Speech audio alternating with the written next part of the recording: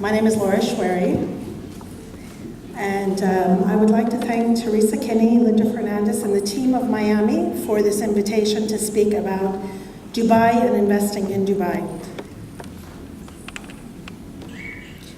So, as Teresa said, I wear two hats. One hat is Realtors, and the other hat is owning a brokerage company in Dubai. So when I speak of investing in Dubai, I bring 22 years of experience to this conversation because I've lived there for 22 years. And I'm a broker that was registered from Montreal originally. So I've worked in the East and in the West, or in the Arab world and in the West. So about Realtors and about investing in Dubai. For those of you that don't know Dubai, a 40-year-old country that is called the City of Gold is a cosmopolitan powerhouse in the UAE today and a cosmopolitan powerhouse in the world.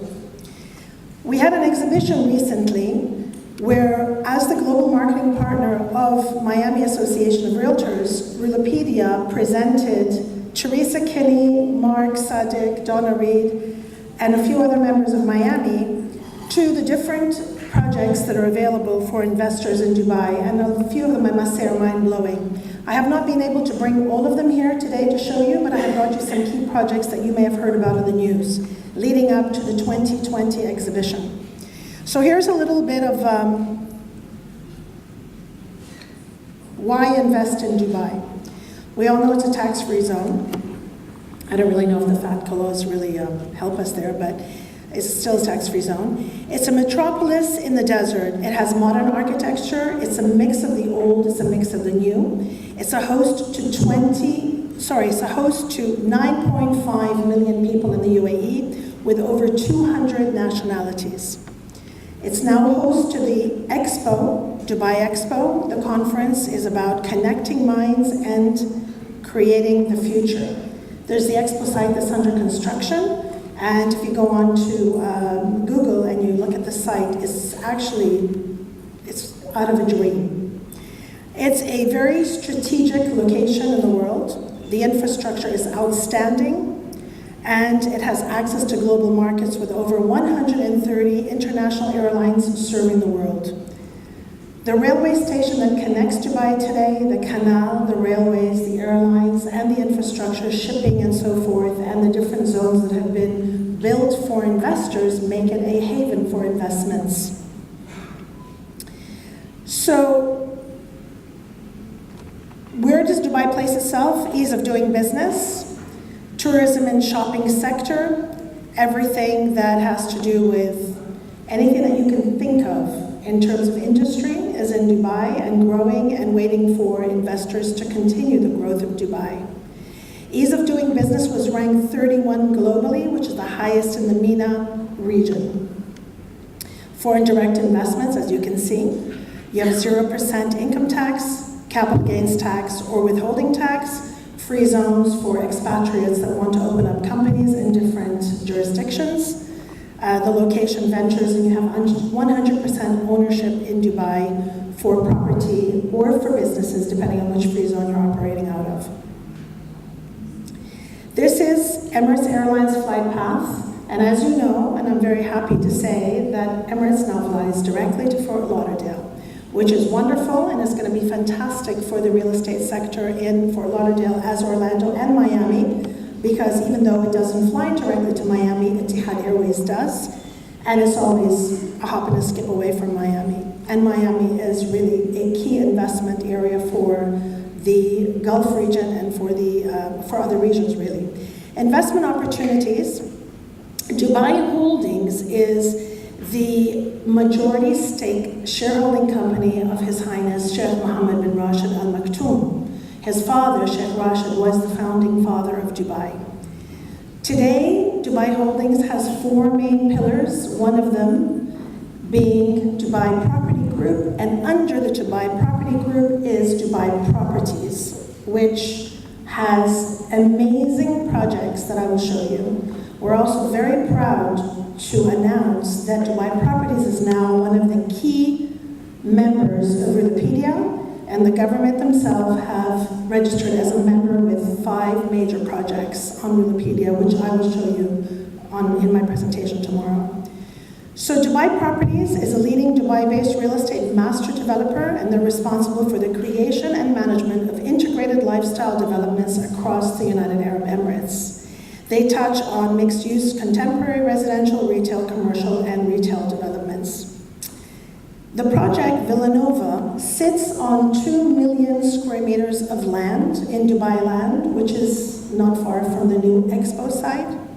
Prices within the sector, well, let's say the components are apartments, villas, townhouses, and the prices bring back an ROI of approximately 7 to 10%, with starting prices at $350,000, or let's say $379,000, which is about $270 per square foot.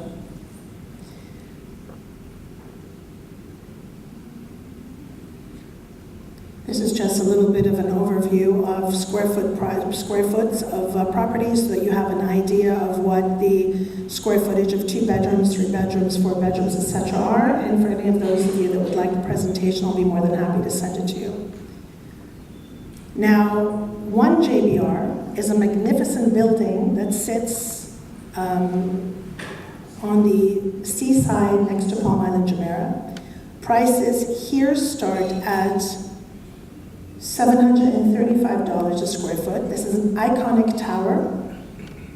And again, it's just ultra luxurious, so I would imagine that here you would probably compare that to something on Brickell Avenue or your high-rise residential areas. And this is just an overview of what the interiors look like. Dubai South, and this is something that Mark Sadiq and Teresa Kinney would remember. This is the next city. It's an emerging 145 square kilometer project near the Dubai Expo site. Does anybody know how much 145 square meters is? Anybody? That's 1.5 billion square feet of land. And that is near the new Expo site, and this is going to be near the new Sheikh Mohammed bin Rashid, the new airport that is being built for the country. And this is just a little bit of an overview for those of you that know Dubai. It's near the Dubai World Central. And this is the master plan that I wanted to show you so that you can see what 1.5 billion square feet looks like on a slide. The components of this particular project, other than the airport, or anything that is home to logistics, aviation, the airport, of course.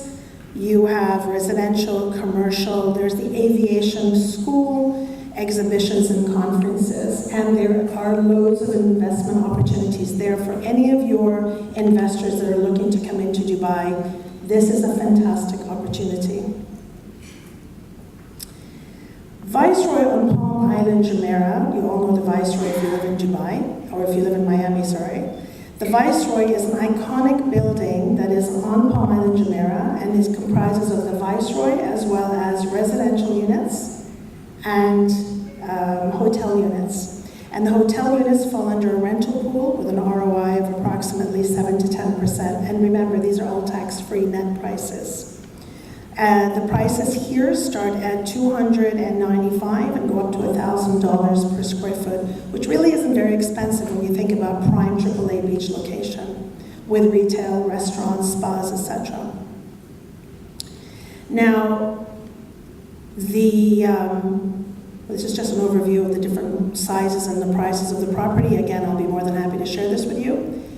Now you have the segments of Dubai, which are probably all over the news, and maybe some of you had a chance to watch, but the Dubai Parks video that I did not bring with me today to show you because of time constraint, but it is a video I would like to share with you if we had time.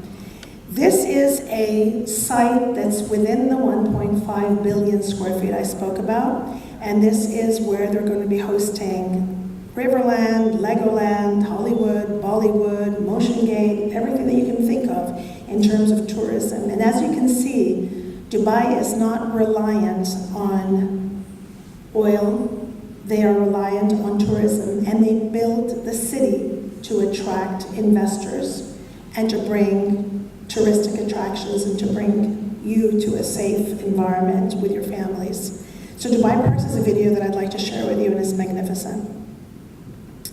You also have a little bit here about the different components. There's a little bit about Motion Gate, it's a little bit about Bollywood, a little bit about Legoland, the water park, and these are just screenshots, but the actual video is phenomenal. Riverland, Lapland.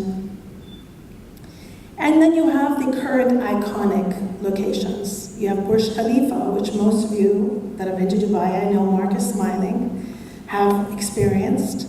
And Burj Al Arab is an iconic building that sits on the seaside, and they have the most beautiful views from high up on the top. And if any of you do come to Dubai, I'll be more than happy to visit with you. The Dubai Aquarium is known to most of the tourists, and that is located at the Atlantis Hotel. And Dubai Mall, anybody that loves shopping, Mark is smiling again, he spent many hours there. Beautiful mall, and they're going to be expanding the mall yet again. And then you have the old sections of Dubai, the traditional areas, where you have Dubai Creek and the Bastakiya. Bastakiya is the old locals that used to trade. It's the area of the traders. And Bastakiya is actually a Farsi word. And then you have the Dera Souk, and these are beautiful areas where you can go from one section to the other by dhow and experience the old ethnicity of Dubai. And that's what makes it so unique, is that you have the modern, the ultra-modern, and then you have the very traditional. You have the Hong Kong, Singapore, Miami, New York, London feel, and then you turn around, you have the camels in the sand, the belly dancers and the Bedouins, and it's just a mix of the old and the new, and it's incredible. It's majestic, and it's mystical. So what are the synergies between Dubai and Miami? There are many. There are many in terms of ease of doing business, the economic stability, commerce and investment, multilingual workforce, although here everybody seems to speak Spanish. Nobody's speaking anything else around me. But I know that there are a lot of languages in Miami, and that's what makes it so incredible. It's a melting pot of languages and a melting pot of nationalities. International trade and infrastructure, real estate, and return to positive growth whenever there's a downfall. Miami stands up on its feet again, as does Dubai. Tourism, healthcare, everything that you can think about Dubai has, Miami has, and the comparisons between the two is actually quite phenomenal, and there are many landscapes that actually look alike. The lifestyle, the region, the food and beverage, investments, anything that you can think of in terms of quality of life that you find in Dubai, you also find in Miami, which makes Miami a very interesting investment location for the Arab world and vice versa. There's a huge influx of people coming from Miami to Dubai as well. This will show you just a picture that I chose that shows you similarities between Miami and Dubai when you look at the landscape or different areas. So I wanted just to bring you, this is the end of the slideshow, but I wanted just to bring you a feel of the Middle East. I know that I don't want to speak and talk about politics, but I know that a lot of you sit down and think, oh my God, it's the Middle East, there's ISIS, there's this, there's that. It's not. It is safe. It's an amazing place to be. It's an amazing place to grow your families. It's an amazing place to invest. There are loads of opportunities. I've been there for 22 years. I own a real estate company in Dubai, and I can tell you that investment opportunities in Dubai are a very lucrative and secure place to invest, I would say. So with that, I hope you enjoyed my small presentation, or this short presentation. If there are any questions, please do feel free to ask me. When properties first came into the freeholds or title ownership, they were on a long land lease of 99 years. Today, there are areas that are designated for foreigners to buy where you hold a title deed 100% in your name. And there are areas that are designated for nationals where only nationals can invest. But there's a huge segment of the market today where in every area where there are nationals, there is something side by side for expatriates to buy. And then you have the investment authorities that aid you in the different, depending on the jurisdictions that you're investing in. Absolutely. So today, if you invest as a foreign investor, you can finance up to 50%. Now that always depends on your age and different factors, etc. But if you do wind up investing in Dubai, and that's what you want to do, unless it was a purchase, a cash purchase, your returns are anywhere from 7 to 10% net on the investment, and these are clear tax-free investments. So if you look at the Viceroy as an example, when I speak about the hotel rooms of the Viceroy, and you put that into the rental pool, you're talking about 7 to 10% net return. The fees and the, everything that has to do with the associated property are paid by the developer. That's one example. There are many examples like that. And of course, then you have other properties. You have hotels, you have healthcare, you have multi-unit buildings, you have residential buildings, and so on and so forth. So there are many investments, but you're looking at 7 to 10%. Is there a tax on capital gain? Capital gain tax? No. No. They will be introducing a VAT, but it's not a comparable tax as to what you have in the States, but it's a minor VAT that they're going to be introducing. So there isn't anything where you buy a property and then you sell at a premium and you pay capital gains tax. You pay registration fees to register your property and the fees that go along with the purchase, as they do here. First of all, this doesn't sound arrogant. I don't want to sound arrogant. Dubai's mentality is that they don't compete with anybody. They actually look at what everybody does and they just create something bigger, better, more luxurious, etc. So that's from that angle. But those that live in Dubai or those that live in the UAE that are working in the UAE and they have their businesses in Dubai or Abu Dhabi, etc. Their purpose of purchasing in Spain is for a second property, mainly. The purchasing in Greece is for a residency status. Because there is turmoil in the Middle Eastern country, but there's turmoil in the United States, there's turmoil everywhere. But people in the Middle East don't have many of them don't have that second property. So they would want to secure their children, whether it's for schooling in the States or schooling in Canada or Europe. So they will buy that residential property to obtain that residency. And then down the line, there'll be that second or that third investment. But it's not that they're competing with Spain or they fly to countries around the world, they see what the best is in every country, and then they come back and build it. That's the philosophy. Okay, so theoretically, there's something that's written that if you buy a property at 1 million dirhams or more, or up to 3 million dirhams, then you have a residency status. My opinion on that is do not buy property for a residency status. If you want residency status in Dubai, then just open up a free zone company, create a visa for yourself, and then every 2 years you renew your visa status. Until the laws are clear and they are associated with the property. Like in Spain, if you buy a property, for as long as you have the property, you have the residency, and the same thing in Greece. And as soon as you sell the property, you lose that status. So until that law is more defined in Dubai, I would not recommend that anybody buys property except for return on investment or because they want to come and spend some time there or they're buying it for other reasons, but not for that reason. Okay? So thank you very much, Linda and Teresa and Mark.